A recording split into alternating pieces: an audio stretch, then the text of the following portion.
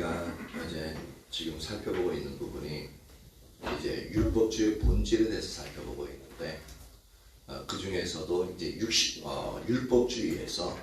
율법주의는 육신을 의지하는 것이라는 정의를 우리가 했습니다. 그런데 이제 그 육신을 의지하는 부분에 있어서 육신이 될 수 있는 요소들을 우리가 계속적으로 살펴보고 있거든요.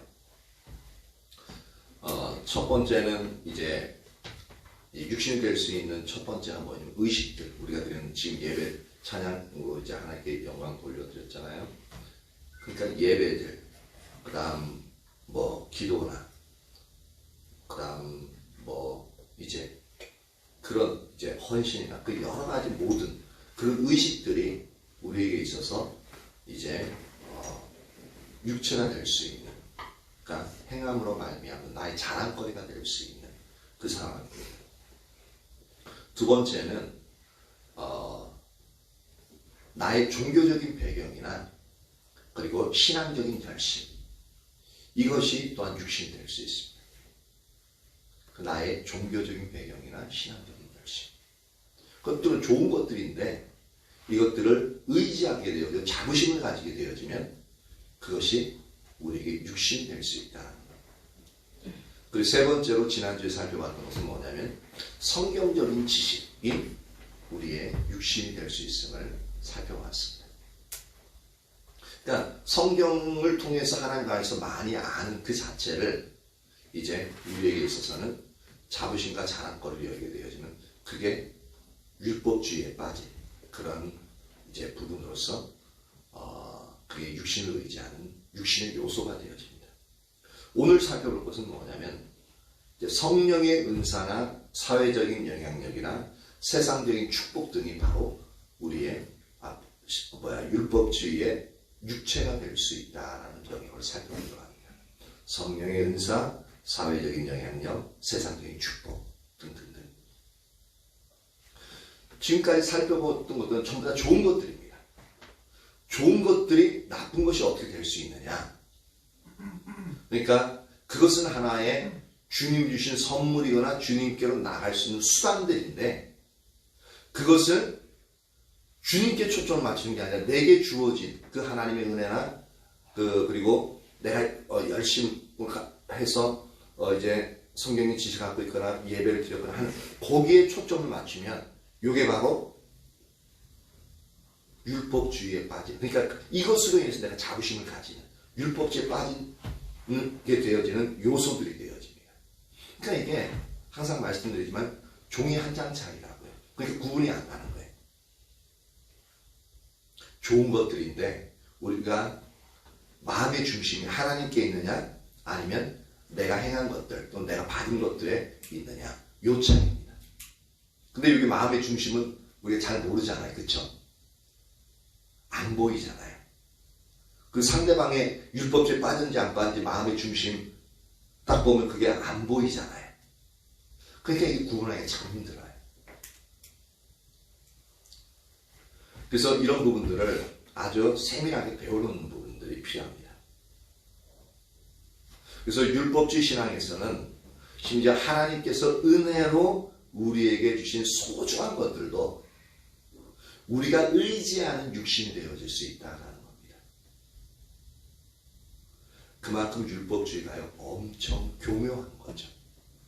너무 좋은 것들을, 너무 소중한 것들을 율법주의에 빠지게 하는 수단으로 사용해버리는 겁니다.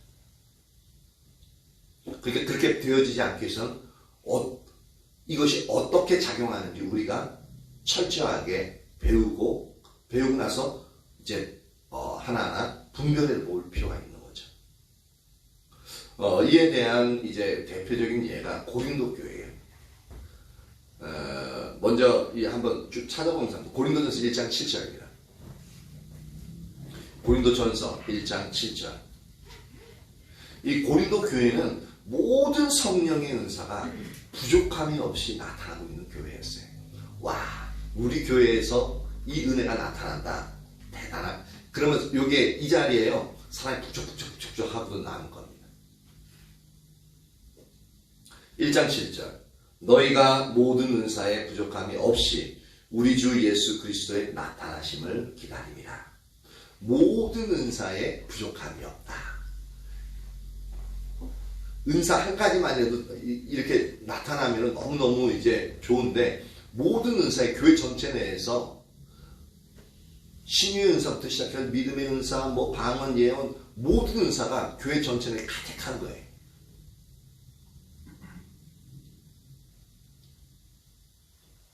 그리고 이 고린도 교회는 이제 4장 8절 한번 봅니다. 4장 8절. 고린도 4장 8절. 이 고린도 교회는 작지 않은 교회로서 사회적인 영향력이 점점점 확대되어지고 있었습니다. 4장 8절에 보니까 너희가 이미 배부르며 이미 풍성하며 우리 없이도 왕이 되었도다. 우리가 너희와 함께 왕노릇하기 위하여 참으로 너희가 왕이 되기를 원하노라. 우리 없이도 왕이 되었다. 즉 이제 사도들에 의해서 가르침을 받아서 성령을 추구하게 되어, 그래서 하나님의 은사들, 선물들을 받았음에도 불구하고 자기 스스로가 이제 자기 것이냐, 누구의 가르침 받는 것이 아니라 자기 것이냐 생각하고 여기고 그것을 행사하는 겁니다. 그러니까 고린도 교인들이 이미 다른 사람들 앞에서 왕처럼 군림하는 교만한 태도를 보이고 있다는 겁니다. 한번 생각해 보세요. 어떤 사람은 예언의 은사가 있어요. 어떤 사람은 신유의 은사가, 두 가지만 한번 들어보죠. 예언의 은사, 만약 제가 예언의 은사가 강력하게 나타나면요, 그 예언 받기 위해서 멀리서도 사람들이 찾아옵니다. 그 소문요 금방 나가요. 희한해. 왜 맛집이 어디 산골 속에 있다 그러면 그거 참 그 내리게 딱 치고 막 찾아가잖아요. 비싸도 가잖아요. 찾아가는 비용이 더 많이 들겠다. 근데 거기서 막 먹고 인증샷 하나 딱 한 걸 되게 삶의 하나의 목적 중에, 아니 목적이라고 해야 되나, 하나의 일상의 행복으로 여기는 거예요. 그거라도 그러는데 이 은사가, 예언의 은사 강력하게 나타나면 저에게 사람이 줄 세울 수가 있습니다. 그리고 그 예언의 은사가 정확하게 맞아떨어지면 그건 더 말할 것도 없는 거예요. 그리고 보세요. 신유의 은사가 또 제게 있다고, 아니면 아내에게 있어요. 신유의 은사가. 손 얹고 몇 번 기도하지도 않는데 나았어요. 그리고 그냥 예수 이름 명하노니 두통 떠나라 딱 했는데 그 순간 그렇게 편두통으로 알아오던 그 통증이 싹 사라져. 그러면은 와 감사합니다 하면서 그 입소문 쫙 금방 나가거든요. 그렇게 교회 전체 내에 그런 은사를 가르쳐요. 그러면 어떻습니까? 나머지 자기가 은사를 갖고 있으면 예수 안 믿는 사람도 와서 기도해달라고. 그러면 우리가 그 사람들을 조종할 수 있는 권력을 가지게 되어집니다. 그 사람 말을 청종하지 않을 수 없어요. 왜? 그 사람께서 예언받고 그 사람께서 치유를 받으려면 인정하지 않을 수가 없습니다. 근데 우리 없이도 왕이 되었다. 사도들에게 반드시 가르친 대로 하는 것이 아니라 자기들 것으로 해서 자기들 마음대로 그 하나님 주신 은사를 사용하는, 그러면서 자기 신들의 지배력을 넓혀가는 겁니다. 이렇게 사회적인 영향력이 점점점 확대되고 있어요. 그리고 1장 12절을 봅니다. 1장 12절.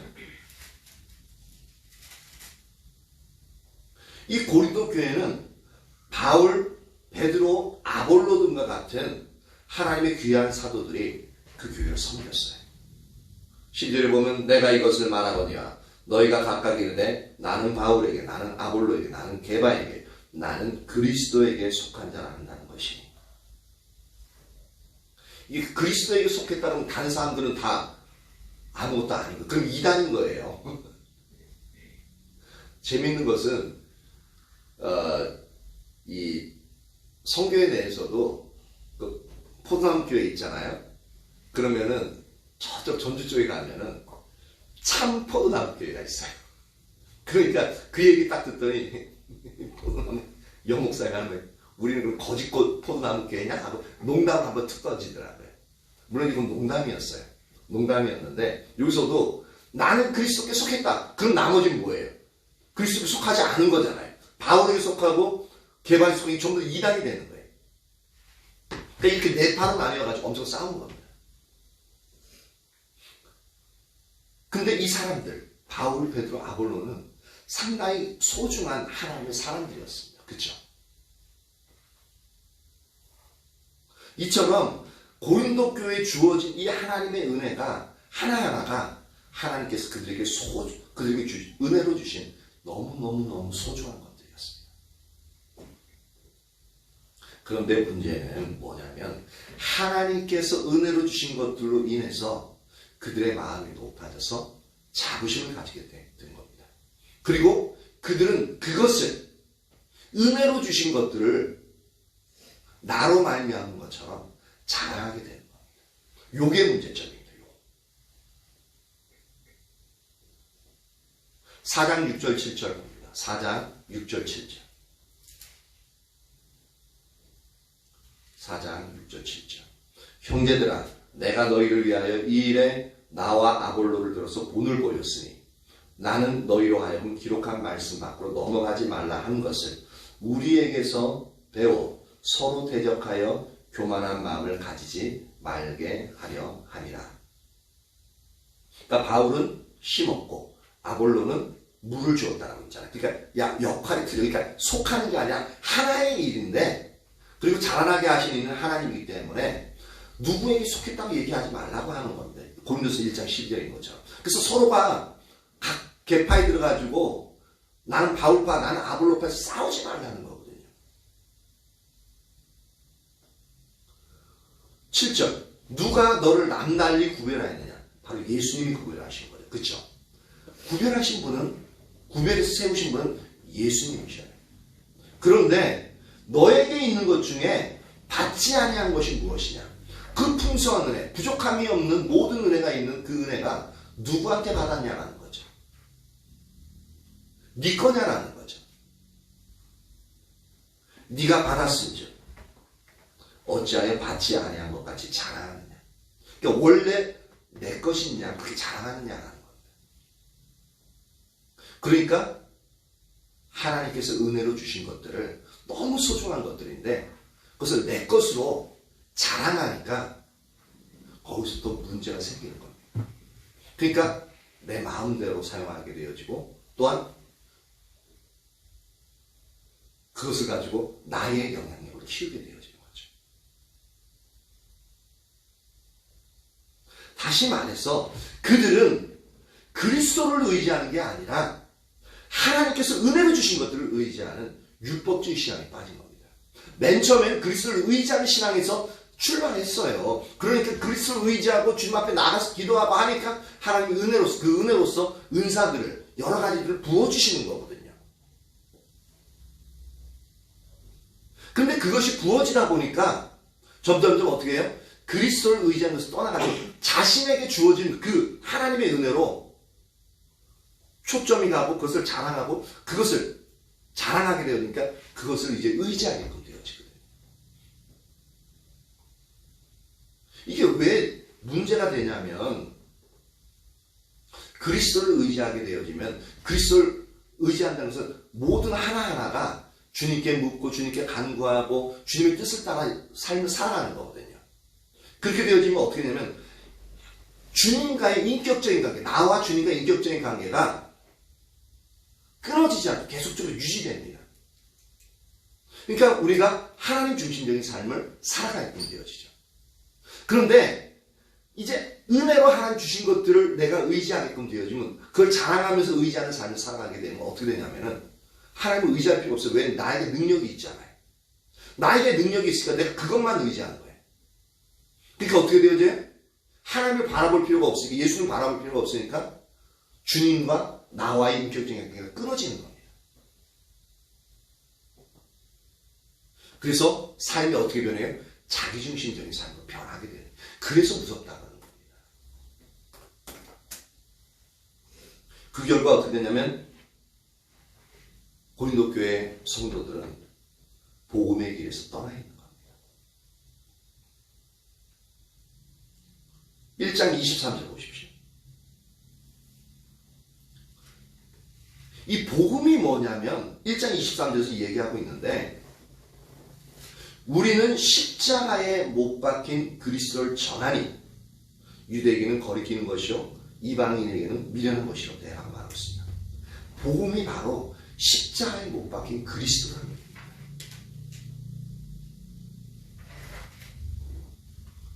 그리스도에 관한 몇 가지 예수님이 행하신 그 일이 복음이 아니라 십자가에 못 박힌 예수 그리스도 그분 자신, 그것이 복음이라고. 그러니까 예수님 복음 자신이기 때문에 예수님의 말씀하신 것, 행동하신 것, 그 모든 것이 복음 안에 다 포함되어지는 겁니다.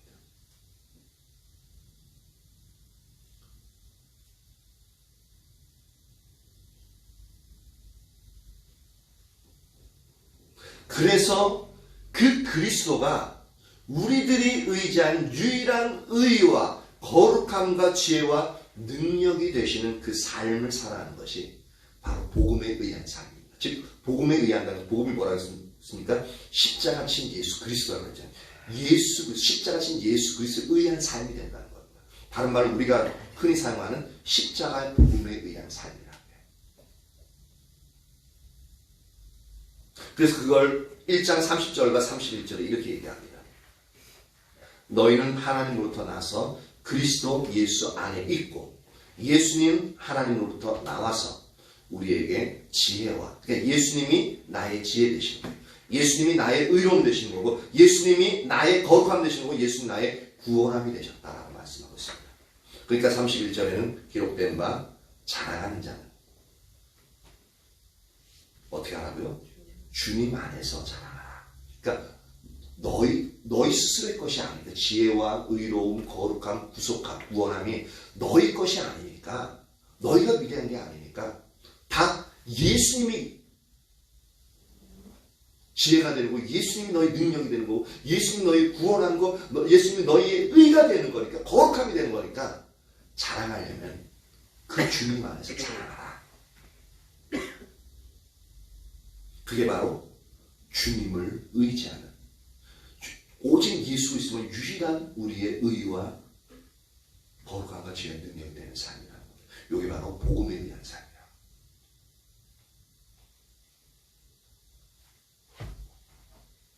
하지만 그들은 하나님께서 은혜로 주신 것들을 의지하며 자랑하고 있었기 때문에 그리스도만을 의지하는 복음에 의한 삶에서 떠나 있었던 겁니다. 그래서 이 복음에 의한 삶에서 십자가 복음에 의한 삶에 떠나 있었기 때문에 교회에 문제가 엄청 생기는 거예요. 오히려 하나님의 은혜를 주신 것들로 인해서 교회가 더 혼란스러워지는 겁니다. 왜냐하면 그걸 자랑하고 있으니까. 내 것이 더 낫다는 거죠. 은사도 자랑하죠. 그리고 누구한테 가르침 받았다는 그것도 자랑하는 거죠.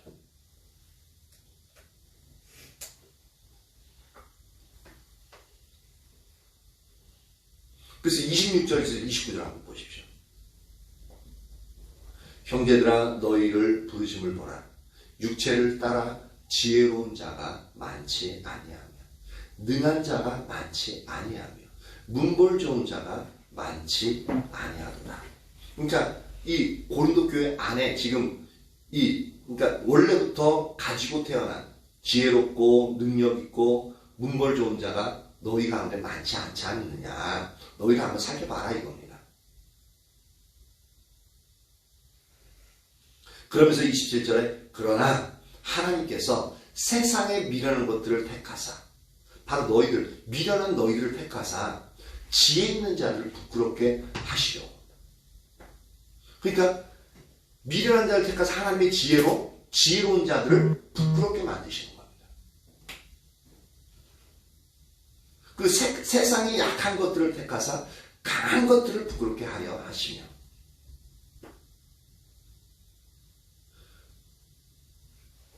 28절에 하나님께서 세상에 천한 것들과 멸시받는 것들과 없는 것들을 택하사 바로 너희가 이런 자들이라는 거죠. 근데 있는 것들을 헤아려 하시나니. 이는 왜냐하면 아무 육체도 하나님 앞에서 자랑하지 못하게 하려 하시니라. 즉 있는 자도 없는 자도. 없는 자는 예수님으로 인해서 있게끔 되어졌잖아요. 그리고 있는 자는 오히려 없는 자가 있는 자를 부끄럽게 하는 자리까지 하나님이 그렇게 할 수 있기 때문에 있는 거 가지고 자랑하지 말라는 거거든요. 그리고 없는 자는 어차피 받은 거기 때문에 자랑하지 말라는 거거든요.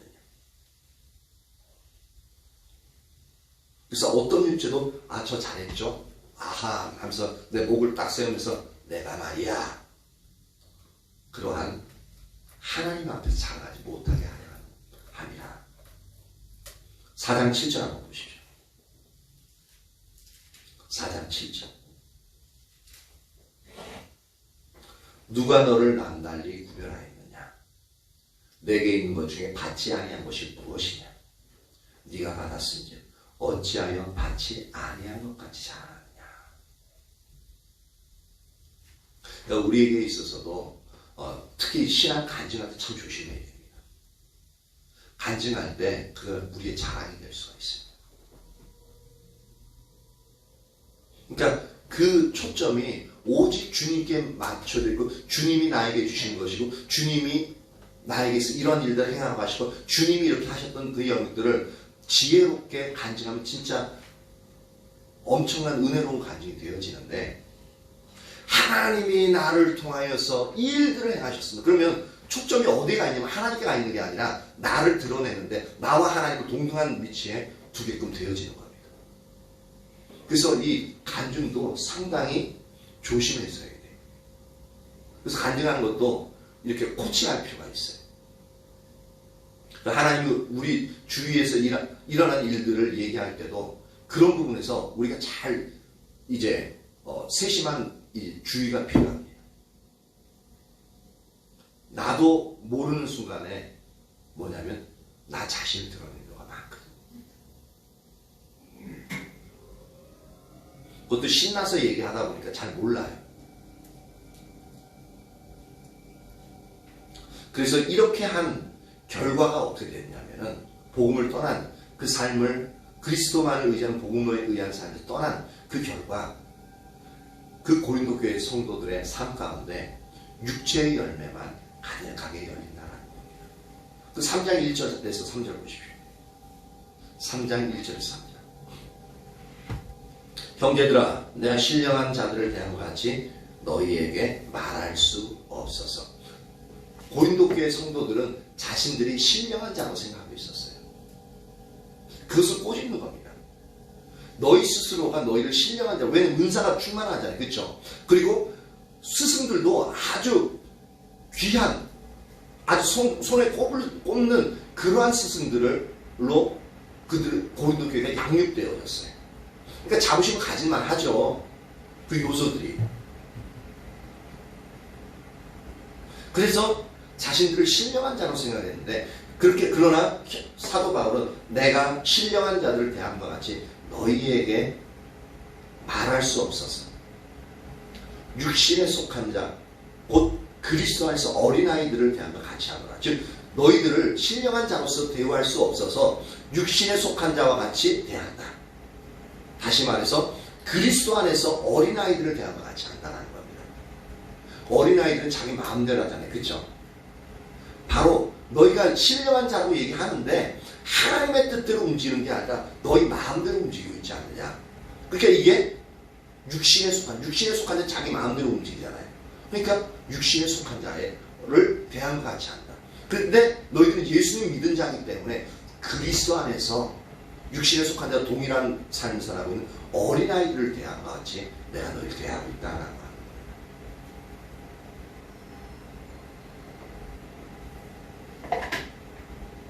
그래서 내가 너희를 저주로 먹이고 밥으로 아니하였노니 이는 왜냐하면 너희 감당하지 못하였음이거니와 지금도 못할 거야 라고 말하고 있습니다.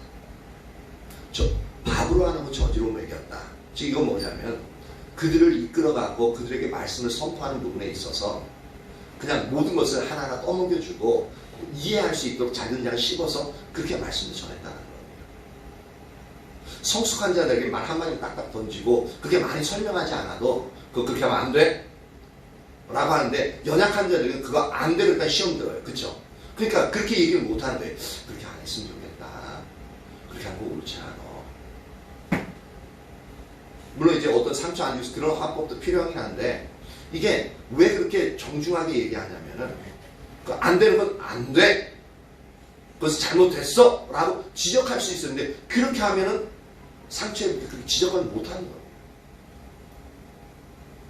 이렇게 어린아이들 대하지 살살살 얼르고 달랬다는 얘기예요. 지금도 여전히 사도 바울이 있을 때도 그랬는데 사도 바울이 없는 지금 이 시점에서도 편지 쓰고 있는 이 시점에서 너희는 여전히 그리스도 안에서 어린아이들과 똑같다는 거예요.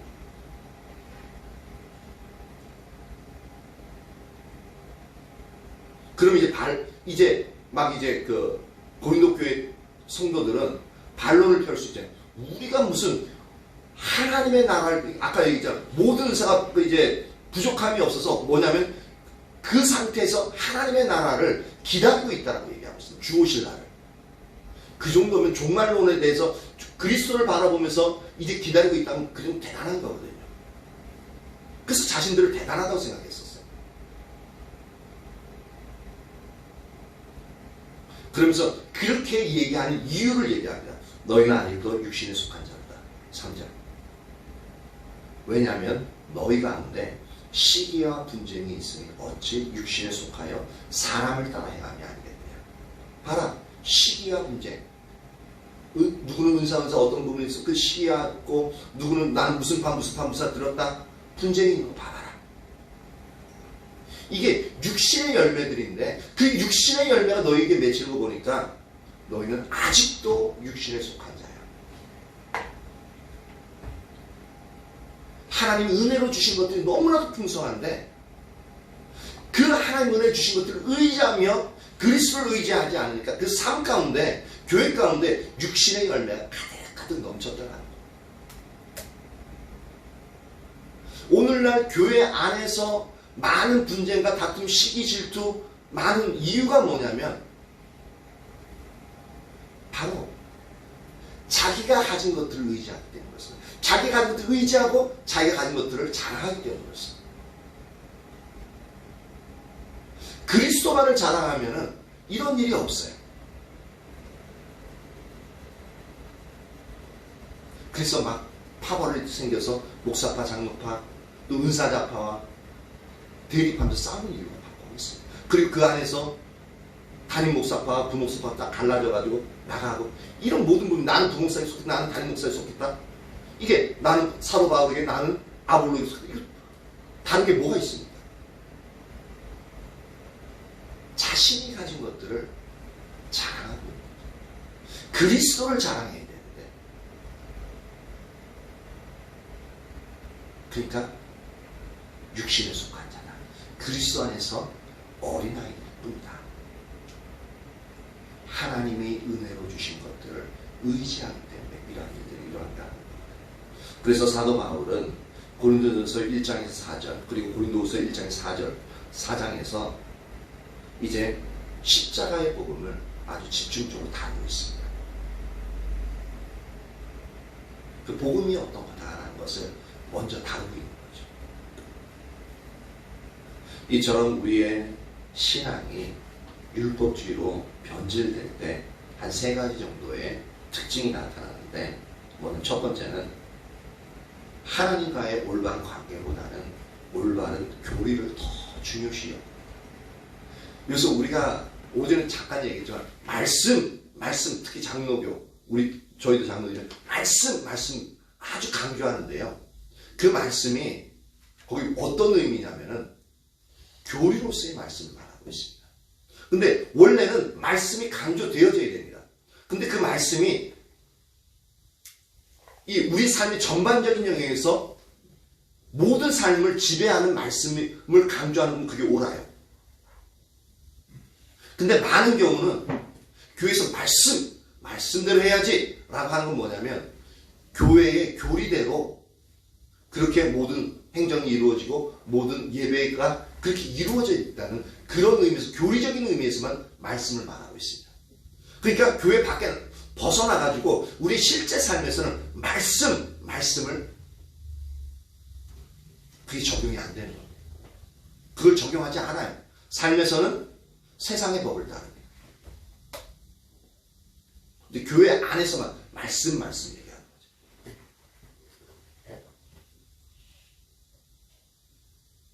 하나님과의 올바른 교리, 관계보다는 올바른 교리를 더 중요시 여겨요. 율법주의에 빠졌을 때 나타나는 특징입니다. 두 번째는 뭐냐면 우리 신앙을 일정한 규칙들을 잘 지키는 것으로 인식해버립니다. 일정한 규칙들을 잘 지키는 것으로 우리의 신앙이 그렇게 전락해버리는 거예요. 그래서 오늘 오전 예배도 드리고 저녁 예배도 드렸어. 오늘 뿌듯해. 잘했어. 그리고 그렇게 했기 때문에 나는 신앙에 있어서 그래도 오전 예배만 드리는 사람보다는 믿음에 있어 그래도 성숙하고 그래도 좀 나은 사람으로 자기 스스로가 생각하는 그런 가운데 있게끔 되어진다. 그리고 세 번째로는 우리 신앙이 율법주의 변질될 때 필연적으로 우리를 자기의에 빠지게 되어집니다. 자기의에 빠지게 만들어버려요. 그러니까 자기의라는 것은 자기가 잘한 것에 대해서 자랑이거든요. 자기의. 그래서 우린 그러잖아요. 어떤 사람들이 막 자기가 한 것에 대해서 자부심을 가지고 막 얘기하면 저 자기의에 충만해가지고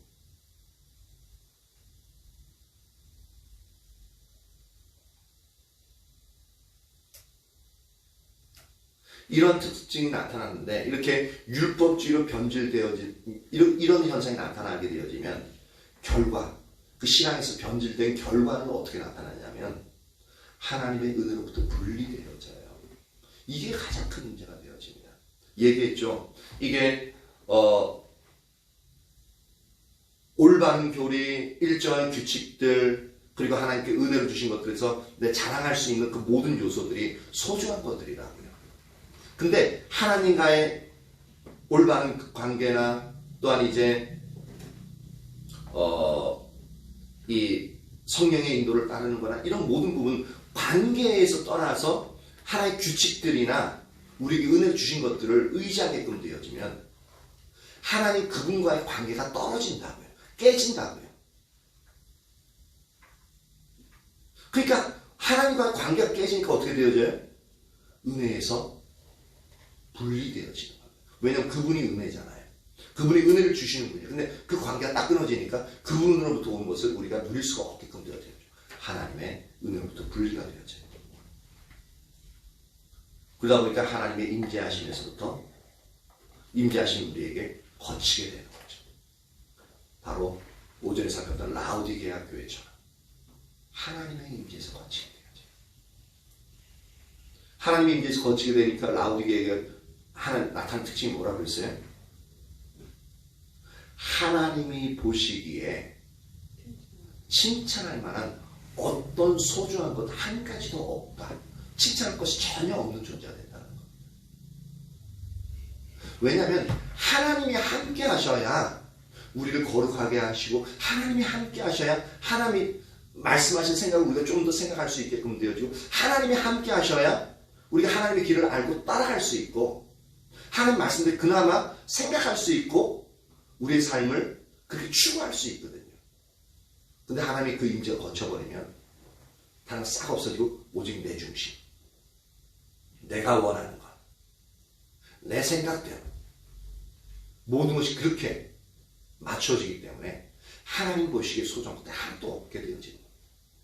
그러니까 하나님의 칭찬거리가 사라져버리는 거죠. 근데 나는 스스로는 자기가 출발하게 되어져요.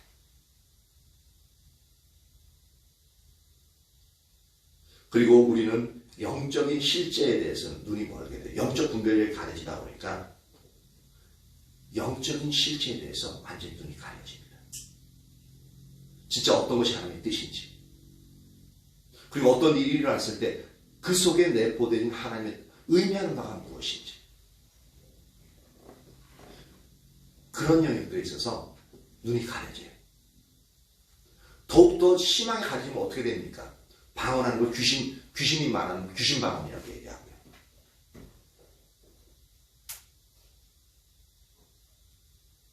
하나님 은혜를 주신 것들을 거부하게끔 되어진 영적인 실제에 대해서 완전히 눈이 멀어버리게 되죠. 상당히 심각한 거죠. 그러니까 율법주의가 우리를 이렇게 하나님으로부터 완전히 떠나게 만들어요. 엄청 심각합니다. 그래서 이것을 분명하게 알아야 될 이유가 여기 있습니다. 그런데 안타까운 사실은 뭐냐면 오늘날 대부분의 성도들이 신앙생활을 율법주의적인 이해를 가지고 생각하는 경향성이 너무나 많습니다. 그것은 목회자들도 마찬가지입니다. 목회자들이 그렇게 생각하고 가르치니까, 그러니까 입술로서 그렇게 가르치는 건 아니라 그 가르침 속에 그것이 녹아 있어요. 그러니까 가르침 받는 성도들은 당연히 그렇게 받아들일 수밖에 없죠. 그래서 많은 사람들이 우리들의 신앙생활을 소위 성수주의를 하고 11조하고 성경 보고 기도하는 것 같은 몇 가지 규칙을 잘 지키는 것으로 전락시켜버리죠. 그러면서 만약에 장로가 되어지면은, 아니면 안수집사가 되어지면은 그들에게 주어진 하나의 기준이 있습니다. 뭐냐면 모든 공적 예배는 다 참석해야 된다는 그것이 하나의 조항으로 딱 떨어집니다. 그럼 그것을 잘 수행하면은 장로직을 잘 수행하는 거예요. 근데 거기에서 그 어느 것 하나도 빠져 있으면은 장로로서 부족한 거예요.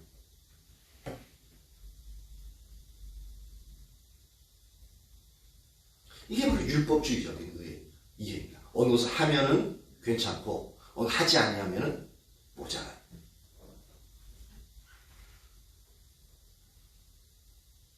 그리고 이러한 것들을 잘 지키는 것을 신앙에 있어 주요 목적으로 삼는다는 겁니다. 그래서 근본적인 복음의 길에서 벗어나서 율법주의 신앙에서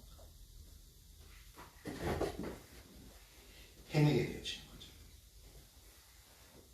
복음의 길에서 벗어난다. 아까 복음이 뭐라고 했습니까? 십자가 지신 예수 그리스도 그분 자신이라고 했잖아요. 복음의 길인 것은 오직 나를 위해 십자가 지신 예수 그리스도의 지속적인 관계를 통해서 그분이 인도하시는 삶을 살아가는 것. 이게 복음에 의한 삶인데, 성경에 기록되어진 그것만을 관계는 상관없이 어떤 규례와 규칙들을 순서를 지키는 것만으로 만족을 삼는 자리에 이르게 되어진다는 겁니다.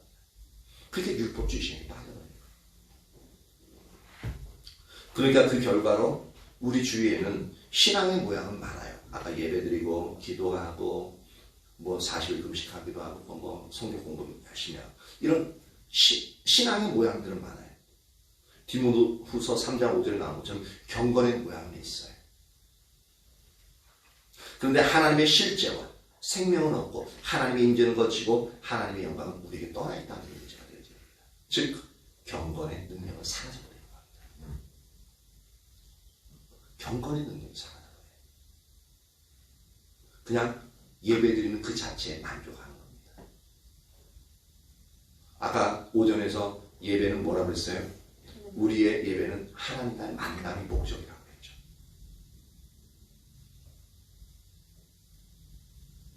그래서 우리는 예배를 통해서 하나님을 만나기를, 예배 드리는 그 자체가 중요한 게 아니라 예배를 통해서 하나님 만나야 되는 거기 때문에 하나님 그 자신을 추구하고 하나님 알기를 갈망하고 하나님 더 사랑하기를 갈망해서 그렇게 간절한 마음으로 나오는 겁니다. 그리고 그 하나님 만날 기대감을 가지고 나와서 그 하나님만 바라보는 거예요. 그래서 그 하나님을 만났기 때문에 감사하고 기뻐하는, 이것이 예배를 통해서 나타나는 영역이죠.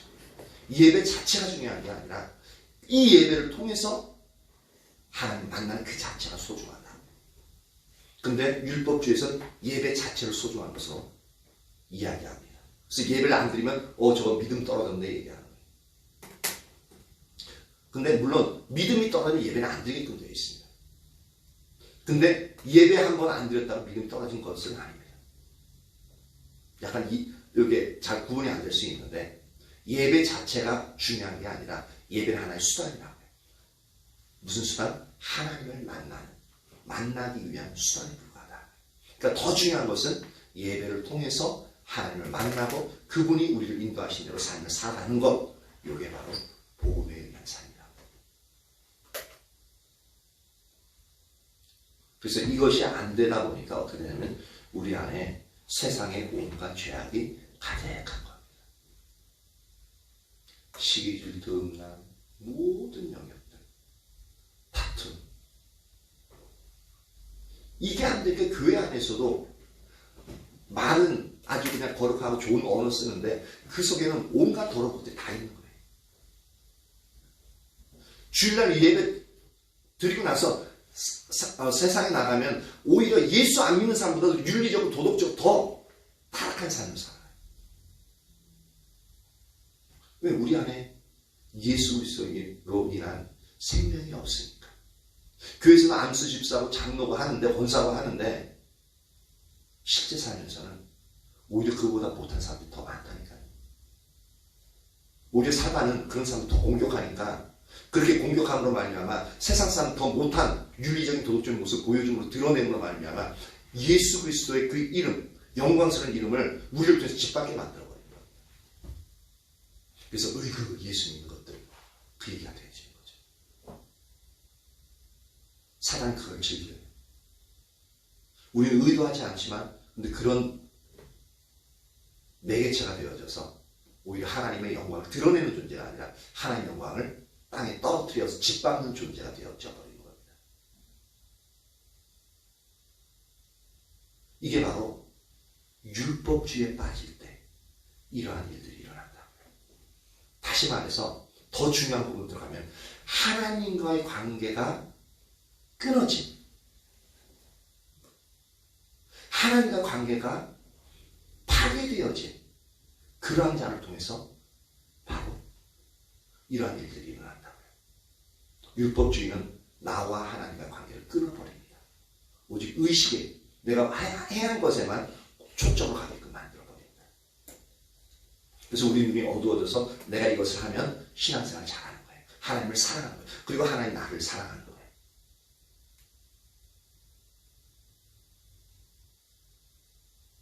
이러니까 무서운 겁니다.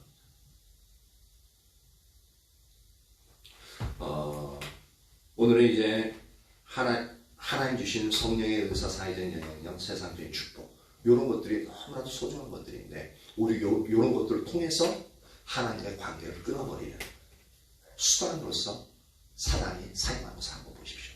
상당히 교묘하죠. 그러니까 우리가 조심해야 돼요.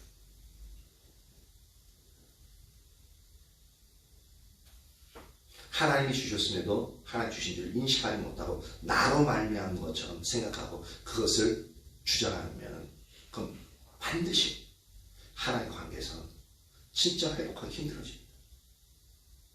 그 모든 것이 하나님 주신 은혜라는 것을 분명히 인식하고 은혜 주신 그분을 바라볼 때에 관계가 회복되어져요.